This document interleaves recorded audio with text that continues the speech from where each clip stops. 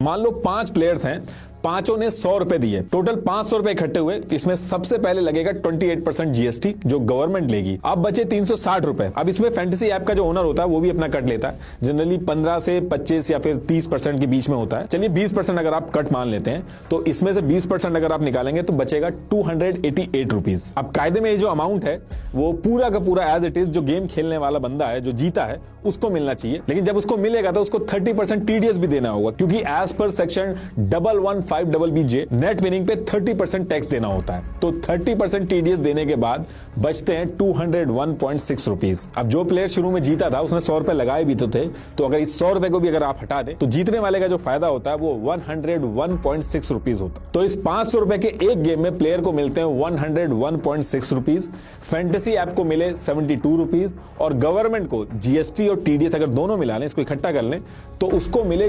226.4 rupees. सबसे मोटा फायदा होता है इसमें गवर्नमेंट को, और ये छोटा मोटा अमाउंट नहीं होता है, ये हजारों करोड़ों में जाता है। हिंदुस्तान टाइम्स की रिपोर्ट के हिसाब से इंडियन क्रिकेट टीम के हर इंटरनेशनल मैच पे लगभग 1500 करोड़ रुपए इन प्लेटफॉर्म्स पे लोग लगाते हैं, सिर्फ एक मैच पे। और डोमेस्टिक और इंटरनेशनल टूर्नामेंट के मैच को अगर मिला दें तो 10 लाख करोड़ से भी ज्यादा बड़ा नंबर है ये। फैंटेसी गेमिंग ऐप का 2022 का अगर रेवेन्यू की मैं बात करूं तो 6800 करोड़ है, और ये रेवेन्यू 2027 में 25,240 करोड़ का हो जाएगा। वैसे तो जब भी एक मैच होता है तो उसमें मल्टीपल रूम्स होते हैं, मल्टीपल गेम्स होते हैं, मल्टीपल इवेंट्स भी होते हैं, लेकिन अगर मैं एक मेगा इवेंट की बात करूं जिसमें जीतने वाला मेगा विनर बनता है तो इसमें रफली 1.5 करोड़ लोग पार्टिसिपेट करते हैं, जिसकी एंट्री फीस 49 रुपीज होती है, यानी कि 73.5 करोड़ रुपीज इकट्ठे होते हैं, जिसमें से 33.28 करोड़ गवर्नमेंट के पास जाते हैं। जो फैंटेसी ऐप वाले हैं उनके पास जाते हैं 10.58 करोड़, और ये सिर्फ एक मैच के एक छोटी सी एक्टिविटी का अमाउंट है। ऐसे ना जाने कितने रूम्स होते हैं।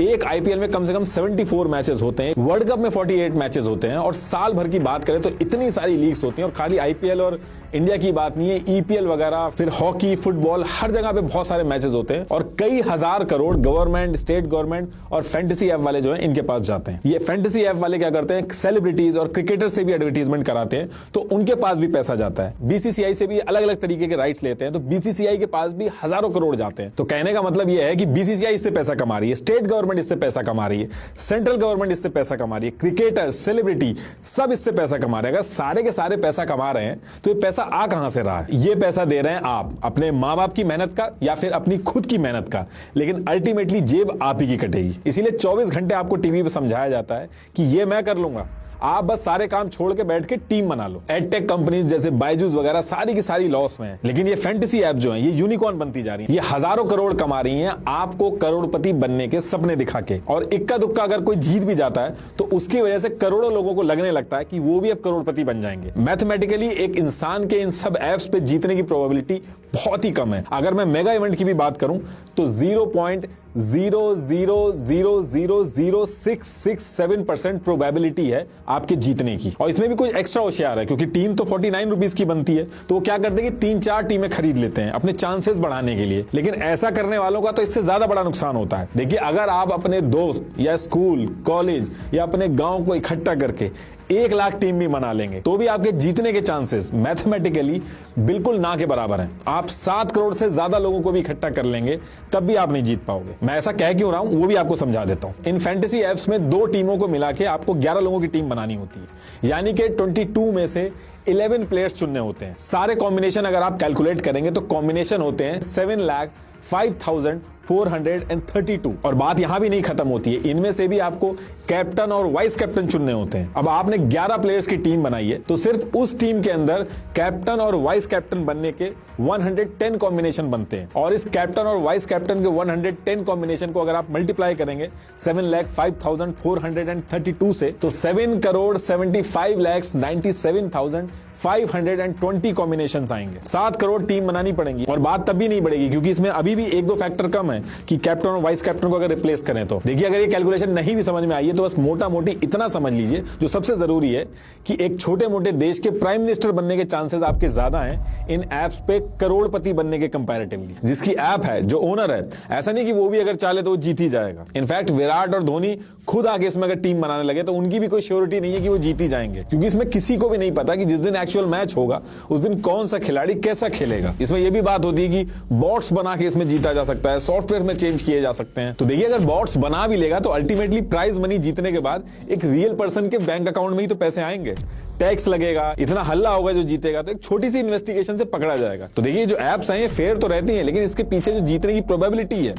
वो छुपा के रखी जाती है। उल्टा ये समझाया जाता है कि अगर आप ऐसे ही इसमें टीम बनाते रहे, पैसा लगाते रहे, तो एक ना एक दिन आप करोड़पति जरूर बन जाएंगे। और आप कभी कभार अगर सुन भी लेते होंगे अपने आसपास कि किसी ने कुछ हजार रुपए जीत लिए या आपके किसी दोस्त यार ने कुछ हजार जीत लिए, तो उनसे जाके आप कभी पूछिएगा कि वो कब से खेल रहे हैं और कितना पैसा लगा चुके हैं। इसमें आप एक दो बाजियां भले ही जीत सकते हो, लेकिन असली गेम जो होता है वो ऊपर बैठे आका जो होते हैं वो आपको ज्यादा से ज्यादा खिला के जीतते हैं। सिर्फ 10 रुपए, 20 रुपए, 40 रुपए लगा लगा के लोग हजारों रुपए हार जा रहे हैं, क्योंकि छोटा अमाउंट है, एक बार में जेब से पैसा नहीं जाता है, इसलिए आदमी को पता नहीं चलता है। लोग अपने ऑफिस के काम के बीच में अपनी रोजी रोटी दांव पे लगा के टीम बनाने में लगे रहते हैं। दिन शुरू होते ही लोग टीम बनाने में लग जाते हैं और एक बार जब टीम बन जाती है तो बोरिंग से बोरिंग मैच हो, पूरा मैच आखिरी तक देखते हैं। कुछ लोग तो अपने आप से ही झूठ बोलते हैं कि हमें एडिक्शन नहीं है, हम बस टाइम पास के लिए पैसा लगा रहे हैं, लेकिन इस टाइम पास के चक्कर में 10 रुपए भी लग गए तो पूरा मैच बैठ के देखते हैं। आज की डेट में जो काम धंधे वाले लोग हैं उनके पास T20 देखने तक का टाइम नहीं होता है, वहां पे ये लोग 10 रुपए लगा के पूरा का पूरा टेस्ट मैच देख डालते हैं, क्योंकि पैसा लगा के जब ये लोग मैच देखते हैं और उसका सेलेक्ट किया हुआ प्लेयर रन मारता है तो उसका अलग ही एड्रिनल रश होता है। एक बोरिंग जिंदगी में एक्साइटमेंट आ जाती है और फिर यही चीज एक एडिक्शन में कन्वर्ट हो जाती है। ये एडिक्शन ऐसा है कि आर्मी मैन जो मेंटली इतने स्ट्रांग होते हैं वो तक इसकी चपेट में आ रखे हैं। आप एक छोटी सी गूगल सर्च करिएगा, आपको पता चल जाएगा कि एक आर्मी पर्सन के